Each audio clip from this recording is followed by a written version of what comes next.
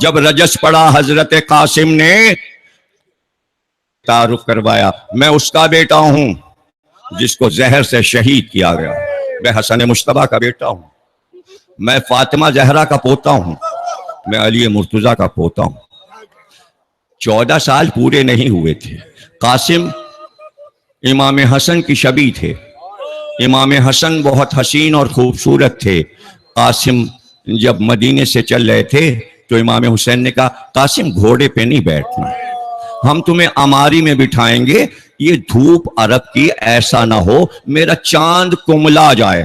یعنی حسین یہ چاہتے تھے کہ قربانیاں ہماری اپنے حسن کے ساتھ اللہ کی بارگاہ میں پیش کی جائیں، یعنی ان کا رنگ بھی میلا نہ ہو، یعنی دھوپ ان کے رنگ کو سولا نہ سکے۔ کون ان باریکیوں کو سمجھے گا؟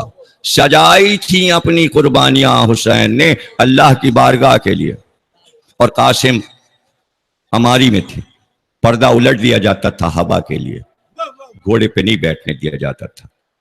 اور حسین اتنا چاہتے تھے کہ بار بار کہتے تھے، جاؤ قاسم سے پوچھ لو پیاس تو نہیں لگی، جاؤ قاسم تک پانی پہنچا دو۔ کسی خادم سے کہتے، پوچھو قاسم بھوکے تو نہیں۔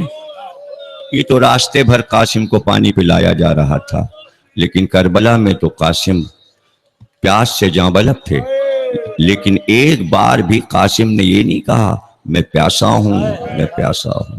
ہاں، ماں یہ کہہ رہی تھی، قاسم میدان جنگ میں تم اپنے باپ دادا کی شجاعت کے ہنر کب دکھاؤ گے؟ اور بیٹا کہتا تھا، مادر گرامی میں جب بھی اجازت کے لیے جاتا ہوں تو چچا کہتے ہیں تمہیں کیسے جانے دوں، تم میرے مرحوم بھائی کی نشانی ہو، قاسم میں تمہیں کیسے اجازت دے دوں۔ قاسم واپس آ جاتے، بہت بہت بہت منت کرتے، چچا جانے دیجئے، چچا جانے دیجئے۔ ہاتھ کو چومتے، ہاتھ کو بوسہ دے کے کہتے، چچا مجھے بھی اجازت دے دیجئے۔ آپ نے سب کو اجازت دی، اونو محمد گئے، مسلم کے بیٹے گئے، تو مجھے بھی جانے دیجئے۔ لیکن کہتے، قاسم دل نہیں چاہتا، دل نہیں مانتا کہ میں تم کو میدان جنگ میں بھیجوں۔ دیکھ رہے ہو تلواریں کیسے چل رہی ہیں، تیر کیسے برس رہے ہیں۔ بہت اداس اداس ماں کے خیمے میں آئے اور بیٹھ گئے زمین پر۔ ماں آئی، زلفوں میں ہاتھ پھیرا، سر پہ پیار سے ماں نے ہاتھ رکھا، اور ایک بار کہا، قاسم اتنے اداس، اور پھر تم میدان جنگ کی اجازت چچا سے کیوں نہیں لیتے؟ کہا، ماں بار بار کہا لیکن چچا جانے نہیں دیتے۔ ایک بار ماں نے کہا، بیٹا تم گود میں تھے جب تمہارے باپ کا جنازہ اٹھ رہا تھا، تو تم 13 برس کے میری 3 برس کے میری گود میں تھے، اب 13 برس کے ہو۔ اے قاسم، حسن نے مجھے قریب بلا کر ایک تعویذ تمہارے بازو پہ باندھا، اور باندھ کر مجھ سے کہا، میرے سرتاج نے، ام فروا یہ تعویذ اس دن کھولنا جب کوئی بہت مصیبت اور بلا کا دن آئے، اور اس کو کھول کے پڑھ لینا اور بیٹے کو بھی بتا دینا کہ بیٹا مجھے یہ لگتا ہے کہ آج کے دن سے بڑھ کر کوئی بلا اور مصیبت کا دن نہیں ہو سکتا، ذرا اس تعویذ کو کھولو جو باپ نے بازو پہ باندھا ہے۔ قاسم نے وہ تعویذ کھولا، اس میں امام حسن کا خط رکھا تھا، بیٹا قاسم سن 61 ہجری میں 10 عاشور کو کربلا میں حسین گر جائیں گے نرغہ آدھا میں، اگر میں ہوتا تو میں اپنی جان حسین پر سے فدا کرتا۔ یہ قاسم میری طرف سے تم حسین پر اپنی جان فدا کر دینا، میرے لال تم اجازت لے کر چلے جانا۔ خوشی خوشی خط پڑھ کر ماں کو سنایا۔ ماں نے کہا، بیٹا پھر اب اذن میں کیا دیر ہے، جاؤ چچا کو یہ تحریر اپنے بابا کی دکھا دو۔ خوشی خوشی قاسم چہرہ سرخ تحریر لے کر آئے، کہ بابا ذرا اس سے پڑھیے۔ امام حسین نے پہلے آنکھوں سے لگایا، بوسہ دیا، کہ یہ میرے بھائی کی تحریر ہے، پھر رونے لگے، اسے پڑھا، کہ قاسم اب تو ہم کیا کریں، لیکن دل نہیں مانتا۔ قاسم ہم تم کو نہیں جانے دیں گے۔ کہا ضرور ہے بھائی نے، لیکن ہم تمہیں کیسے اپنے سے جدا کریں؟ دل نہیں مانتا قاسم کہ ہم تمہیں جدا کریں۔ ابھی تک ہاتھ چوم رہے تھے، جب امام حسین نے پھر منع کیا تو زمین پہ بیٹھ گئے، اور بیٹھنے کے بعد اپنا منہ امام حسین کے پیروں پہ رکھا اور پیروں کو چومنا شروع کیا۔ پیروں کو بوسے دیتے جاتے تھے اور کہتے تھے چچا جانے دیجئے، مجھے میدان جنگ میں جانے دیجئے، جب بابا نے اجازت دی ہے تو آپ بھی اجازت دے دیجئے۔ لیکن کسی طرح حسین ہاں نہیں کر رہے۔ ایک بار در خیمہ سے آواز آئی، ارے بیوہ کا ہدیہ ہے حسین، بیوہ کا ہدیہ قبول کر لو حسین۔ جس شان کا مجمع ہے، جس طرح ہمارے نوجوان بیٹھے ہیں، ہمیں معلوم ہے کہ 7 تاریخ تک تھکن ہو جاتی ہے، مجلسوں میں شرکت کرتے کرتے جلوس نکلنے لگتے ہیں، ماتم ہوتا رہتا ہے، تھکاوٹ ہوتی ہے، لیکن جمان تھکتا نہیں۔ لیکن ہم آپ کا ساتھ دیتے ہیں، ہم تھکتے نہیں۔ ہمارے سینے میں تکلیف ہوتی ہے، ہم تقریر اپنی پورے وقت کرتے ہیں، ہم تھکتے نہیں۔ ہم اپنے گلے کو پورا استعمال کرتے ہیں، تھکتے نہیں۔ ہم گریہ برابر کرتے ہیں، تھکتے نہیں۔ تھکنا نہیں ہے۔ اور کم از کم بزرگوں سے تو میں کچھ نہیں کہہ رہا، لیکن جو بچے ہیں وہ اپنی طاقت کا مظاہرہ کریں۔ کئے دن رہ گئے ماتم کے؟ آج 7 ہو گئی نا، ختم ہو گئی 7۔ کل 8 ہے، کل عباس عباس عباس، پرسوں الوداع ہے حسین حسین۔ لو عشرہ ختم ہو گیا۔ عاشور کو جاؤ گے، جلوس میں ماتم کرو گے، زنجیریں لگاؤ گے، قمع لگاؤ گے، اور ماتم کر کے شام غریبہ میں بیٹھ جاؤ گے۔ لو 10 دن گزر گئے، اب آج 7 ہے نا۔ کس کا ذکر ہے؟ پتہ ہے کس کا ذکر ہے؟ یہ فاطمہ کا پوتا ہے، علی کا پوتا ہے، یہ حسین کا بھتیجا ہے۔ ام فروا ایک بیوہ کی یادگار ہے، اور وہ ماں بیٹے کو مرنے کے لیے میدان میں بھیجنا چاہتی ہے۔ میں یہ چاہتا ہوں یہاں سے وہاں تک جتنے جوان بیٹھے ہیں وہ ابھی ماتم شروع کر دیں۔ اور کیسے کریں؟ دیکھو بھائی، جیسے ہم کرتے ہیں نا، اس طرح آواز سینے پر آئے، ہاتھ باندھ کے نہیں بیٹھنا ہے، بپرسا دینا ہے، اور اس طرح کہتے جاؤ، ہائے حسین ہائے حسین ہائے حسین۔ کبھی سر پہ کرو۔ ارے بھائی، اب تو ٹی وی اور کمپیوٹر کا زمانہ۔ یہ بتاؤ کمپیوٹر کو تم لوگ کس طرح استعمال کر رہے ہو؟ تم لوگوں نے باسم کربلائی کے ماتم داروں کو دیکھا ہے؟ قسم کھا کے بتاؤ، 25,000 جوان کالے کپڑوں میں ایک ساتھ ہاتھ اٹھتے ہیں اور کیسے ماتم کرتے ہیں؟ کیا تم ویسا ماتم کر سکتے ہو؟ یہاں تک ہاتھ لے جانا، اور 50,000 کا مجمع روزے کے درمیان بین الحرمین، عباس کے روزے سے لے کے حسین کے روزے تک، اور ایک بوڑھا باسم اپنی پوری آواز جان لگا کے نوا پڑھنا ہوتا ہے، چاہے آج 7 ہو 8 ہو 9 ہو۔ دیکھو لائف میں کہ وہ جوان عراق کے کیسے ماتم۔ تو کیا ہمارے جوان اتنے ہلکے ہیں؟ ایرانی جوانوں کو ماتم کرتے دیکھا ہے، تو کیا تم پیچھے ہو ایرانی اور عراقی جوانوں سے؟ ماتم ابھی ہوگا۔ قاسم کی مہندی آئے گی، گھبراہٹ ہو جاتی ہے۔ مہندی کیا ہے؟ مہندی یہ ہے کہ مہندی سمبل ہے شادی کا، اور ہم وہ کرتے ہیں جو کربلا میں نہیں ہوا۔ جو ہوا وہ نہیں کرتے، جو نہیں ہوا وہ کرنا ہے۔ یعنی حسین کا جنازہ نہیں اٹھا، ہمیں اٹھانا ہے۔ عباس کا علم نہیں اٹھا، فرات پہ گر گیا، ہمیں اٹھانا ہے۔ کسی کی شادی نہیں ہوئی، نہ علی اکبر کی، نہ اونو محمد کی، کسی کی شادی نہیں ہوئی، ہمیں یادگار کرنا ہے، شہرے کا نام لینا ہے، ہمیں شہرے کا نام لینا ہے۔ اور ہمیں یہ بتانا ہے کہ دیکھیے انگریز بچے یہاں سے ماتم سیکھ کر گئے، پھر آپ سننے لگے۔ کہانی نہیں سنو، اپنا گریہ جاری رکھو۔ یہ سب گریہ کی باتیں فضائل نہیں ہو رہے ہیں۔ وہ انگریز بچے تم سے ماتم سیکھ کر، یہاں کے عزاداروں سے سیکھ کر وہاں گئے اور ماتم پھیلا دیا یورپ میں انہوں نے۔ اب آپ لوگ، آپ تو آئیڈیل ہو بھائی، آئیڈیل بنو کہ تمہیں دیکھ کر لوگ سیکھیں۔ اب نوحہ نوحہ رہنا چاہیے، رہنا چاہیے، نوے کو تفریح نہ بنانا۔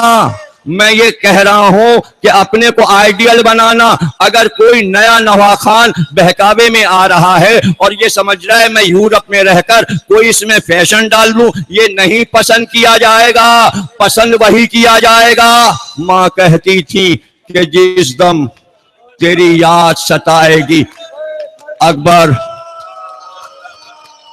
ماں کہتی تھی کہ مامتا جس دم ستائے گی اکبر، تمہاری یاد بھی ہر دم ستائے گی۔ میرے شہید میرے نوجوان علی اکبر، اٹھو علی اکبر میرے جانی علی اکبر، رن میں بیوہ حسن کی پکاری، میرے قاسم کی آتی ہے مہندی، زینب کی دہائی تھی لٹی ہائے رے بھیا، ماں جائے رے بھیا، گھبرائے گی زینب، گھبرائے گی زینب، یہی نوے زندہ ہیں، انہی کو پڑھنا ہے، انہی سے گریہ ہوگا۔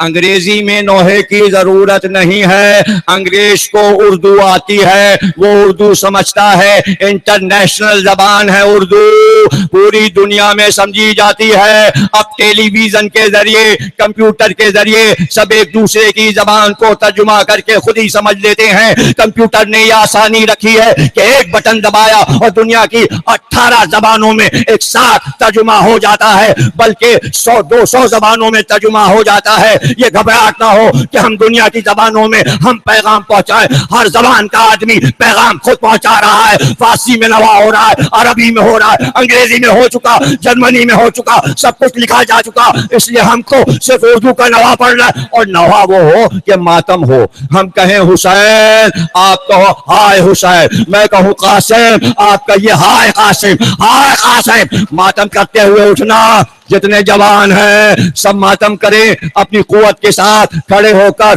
مہندی سے گھبراہٹ نہ ہو، مہندی یادگار ہے حضرت قاسم کی۔ عراق میں آج مہندی نکلی ہے، حضرت عباس کے روضے سے، امام حسین کے روضے سے خیمے گاہ میں مہندیاں گئی ہیں، سب نے مہندی نکالی۔ ایران میں مہندی نکلتی ہے، ہندوستان میں مہندی نکلتی ہے۔ اس وقت آصف الدولہ کے امام باڑے سے 11:30 بجے مہندی نکلے گی۔ اس وقت 12 بجے لال قلعہ دہلی سے، جو لال قلعہ ہے وہاں سے بہادر شاہ ظفر کی مہندی نکلے گی۔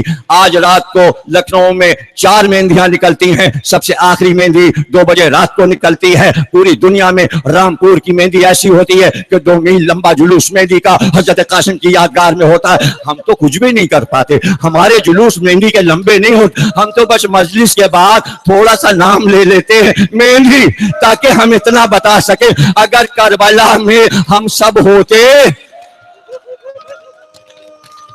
اور یہ مت کہا کرو دیکھو میری 3 کتابیں ہیں حضرت قاسم پہ، 3 کتابیں، جلد اول، جلد دوم، جلد 3، تیسری جلد ہے قاسم کی مہندی، آپ اس کو لے کے پڑھیے۔ امام صادق نے مہندی کی حدیثیں بیان کی ہیں، شیخ صدوق نے ان کو لکھا ہے۔ عرب میں مہندی ہوتی ہے، عراق میں مہندی کا پودا ہوتا ہے، یہ ہے ہی ایرانی اور عراقی چیز۔ مہندی آئی ایران عراق سے ہندوستان میں، وہیں پیدا ہوئی، یہ درخت وہیں پیدا ہوا، اللہ نے عراق اور ایران میں پیدا کیا، وہاں سے پودا ہندوستان آیا، یہ ہندوستانی چیز نہیں ہے۔ ہاں یہ ہے کہ ہندوستان میں اس کا استعمال زیادہ ہوا، لیکن خضاب کے لیے عرب میں مہندی پہلے بھی استعمال ہوتی تھی، اب بھی استعمال ہوتی ہے، حدیثوں میں لکھا ہوا ہے، رسول اللہ کی حدیثیں۔ تو عرب میں تو مہندی نہیں تھی، ارے بھائی تھی اور ہے، اب بھی عورتیں عراقی مہندی لگا کے روزوں پہ چھاپے لگاتی ہیں، امام حسین کے روزے پہ چھاپے لگاتی ہیں، ہاتھ سے مہندی لگاتی ہوئی روزوں پہ چلی جاتی ہیں۔ حضرت عباس کے روزے پہ حضرت حور کے روزے کے باہر مہندی بکتی ہے، عورتیں ٹوکرے میں مہندی لی، کچھ جیسے دیکھا ہی نہیں، اعتراض کرنا آتا ہے۔ یہ صرف ایک یادگار ہے، یادگار اس لیے ہے کہ اگر کسی کی منت آ گئی اور ایک سیب اس نے اٹھا لیا اور اس کے اولاد نہیں ہے، اگر اس کی اولاد ہو گئی تو کسی کا کیا بگڑ رہا ہے؟ کیا بگڑ رہا ہے؟ کیا کسی کا نقصان ہے؟ اگر منتیں اہل سنت، آج کتنی اہل سنت مہندی نکال لیں آپ کو پتا ہے، جا کے گنیے۔ ابھی اہل سنت کی مہندی نکل کے قائم کے گھر آئی ہے، میری حسن کے گھر سے، ان کی منت ہے، ان کے بچے اٹھاتے ہیں، اب تک اٹھ رہی ہے اسی انچولی میں، اور کسی کو نہیں معلوم کہ یہاں بھی سنی مہندی نکالتے ہیں۔ اور جا کے دیکھیے جیٹ لائن میں، بس روڈ پہ دیکھیے، سارے سنی مہندی نکال رہے ہیں، سب کیا مہندی نکل رہی ہے، تو ہمارے یہاں بھی نکل رہی ہے، ہمارے یہاں نکل رہی۔ یہ بتائیے آپ قاسم کی یادگار کیا منائیں گے؟ اگر بزرگوں نے بتا دیا تو اس میں کیا ہو گیا؟ اس میں کوئی بارات شادی تھوڑی ہو رہی. اس کو جھوٹی باتیں بنانا, حضرت علی کے میلاد کو مہندی کہہ کے کمپیوٹر پہ ڈال دینا. وہ ڈنمارک کا 13 رجب کا جشن ہو رہا ہے, پنجابی حضرات جشن منا رہے ہیں جیسے کہ لاہور میں منایا جاتا ہے. اس میں گیا تھا, وہاں میں نظر بھی نہیں آ رہا, میں نے تو اندر پڑھا تھا. وہ لی انہوں نے ریل, اس پہ کمنٹری کی, دیکھیے ذرا حضرت قاسم کی مہندی باجے گاجے سے ارے باجا گاجا تو ایران میں بجتا ہے. ابھی پہلے دن پرچم لہرایا گیا حسین کا, تو 18 طرح کے بینڈ امام حسین کے روزے میں تھے. گنو اور جاؤ کہو کہ آیت اللہ سیستانی نے فتویٰ کیوں نہیں دیا کہ امام حسین کے روزے میں باجے کیوں بجے. ہم تو باجا نہیں بجوا رہے, سارے جلوسوں میں باجے بجتے ہیں. کھارا میں بجتا ہے, جیسے ہی چاند ہوتا ہے باجا بجتا ہے. آقا ماتم ہوتا ہے تو پنجابی کلم میں باجا بجتا ہے, اور بجاتے ہوئے آتے ہیں کہتے ہوئے قاسم دولہ قاسم دولہ قاسم دولہ قاسم دولہ. ہم تو یہ سب نہیں کر رہے نا, ہم تو اس یادگار کو باقی رکھنا چاہتے ہیں آئندہ نسل کو دینے کے لیے. ہم کوئی چیز بند نہیں کرنا چاہتے. آنے والی نسل اگر چاہے تو ہمارے مرنے کے بعد جو چاہے بند کر دینا, جب تک ہم زندہ ہیں سب پرانا ہوتا رہے. ہم کچھ بند نہیں کریں گے, ہم کچھ بند نہیں کریں گے. عباس کا علم کل نکلے گا, عباس کا تابوت نکلے گا. ہم حضرت عباس کی قبر کا پتھر لائے جو ہمیں خدام خاص نے حضرت عباس کے روضے پہ دیا, پیش کیا ہے. ہم اس قیمتی چیز کو کہاں رکھتے؟ ہم نے علم کے پنجے میں جڑوایا ہے. کل کا علم جو نکلے گا جڑاؤ, عقیق اور فیروزے کے ساتھ, بیچ میں وہ پتھر ہے. وہ پھریرا جو روضہ حضرت عباس پر گنبد پہ لگا تھا وہ ہمیں انہوں نے دیا. اس علم میں وہ پھریرا قائم صاحب کل لگا دیں گے. آپ لوگ اس کی زیارت کیجئے گا. روضہ عباس کا پرچم ہے, وہ پتھر جو قبر عباس کا ہے. ہمارے لیے یہ سب چیزیں نعمت ہیں. اگر کسی کو یہ مذاق لگتا ہے تو اس کو موت آئے, وہ مرے, ہمیں کوئی مطلب نہیں ہے دشمن سے. ہمارا کلیجہ انہی چیزوں سے ٹھنڈا ہوتا ہے, ہمیں صبر آتا ہے. ہم صرف یہ مہندی دیکھ کر یہ سمجھتے ہیں کہ کربلا میں کاش ہم بھی ہوتے شہزادے کی خدمت میں, ہم اپنی جان دے دیتے اور کہتے شہزادے آپ نہ جائیے, ماں کا ارمان ہے آپ. لیکن اللہ اکبر, قاسم تو پیر چومنے لگے. ماتم ماتم بار بار نہ کہنا پڑے, پیر کو چومنے لگے. ایک بار اٹھایا قاسم کو سینے سے لگایا, اتنا روئے اتنا لگتا تھا جیسے بے ہوش ہو کے گر جائیں گے. ہاتھ کو تھاما, خیمے میں آئے, دیکھا سامنے حضرت زینب, ایک طرف ام فروا, اور ایک بار کنیز سے کہا امام حسن کا صندوق جو میں لایا کھول کر میرے بھائی کا لباس لاؤ. سبز کرتا لایا گیا, زرد امامہ لایا گیا. جب زرد امامہ آیا, اپنے ہاتھ سے قاسم کے سر پہ امامہ باندھ کر دونوں شملے کاندھوں پہ لٹکائے, کرتا پہنایا. کرتا پہنا کر کہا زینب تم نے دیکھا کیسا میرا قاسم دولہا لگ رہا ہے. چونکہ روایت میں لفظ دولہا حسین نے استعمال کیا کہ قاسم دولہا لگتے ہیں, اس لیے یہ لفظ آ گیا اور اب ہم استعمال کرتے ہیں حدیث کا جملہ. اور اس کے بعد کہا بہت ارمان تھا کہ ہمارے ان بچوں کی شادیاں ہوتی, علی اکبر کی شادی ہوتی, اور محمد. ارے جب شادی کے دن آئے تو سب کے گلے کٹنے لگے. کیا آل رسول اسی لیے تھی؟ ایک بار پکارا اور آگے بڑھے. زینب حیران ہو گئے, آگے بڑھ کر قاسم کا کرتا پکڑ کے پھاڑ دیا, چاک کر دیا. حضرت زینب نے کہا بھیا کسی شہید کا کرتا نہیں پھاڑا, یہ قاسم کا کرتا آپ نے کیوں پھاڑ دیا؟ کہ زینب یتیم کی نشانی ہے کہ اس کا گریبان پھٹا ہوتا ہے. میں نے قاسم کو یتیم بنا کر بھیجا ہے. یہاں عرب کا قاعدہ ہے کہ اگر کوئی یتیم ہوتا ہے تو اس پہ ظلم نہیں ہوتا. شاید یہ یتیم سمجھ کر میرے بچے پہ ظلم نہ کرے, مگر تاریخ نے یہ لکھا کہ 2 شہید ایسے ہیں جن کو تیر بھی مارے گئے, تلواریں بھی ماری گئیں, انہیں بھالے بھی مارے گئے, انہیں پتھروں سے بھی مارا گیا. ایک حسین, دوسرے قاسم, چاروں طرف سے پتھر مارے گا.